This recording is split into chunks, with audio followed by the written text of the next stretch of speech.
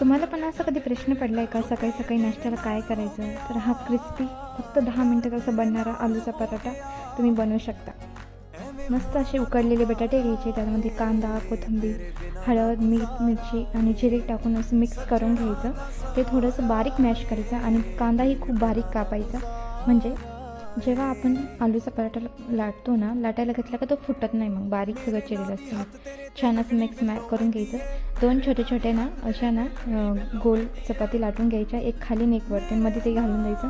मस्त छान कडाने पॅक करायचं आणि ना हळूच असं अल्लड हाताने ना लाटणं फिरवायचं त्याच्यावर.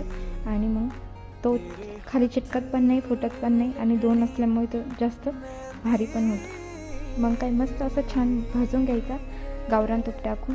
जर तुम्हाला तेलात आवडत असेल तर तेलात टाका, पण तूप टाकून मस्त छान होतो आणि हेल्दी पण असतो. मग तुमची फेवरेट सिरियल बघता बघता खाऊ शकता तुम्ही. बाय.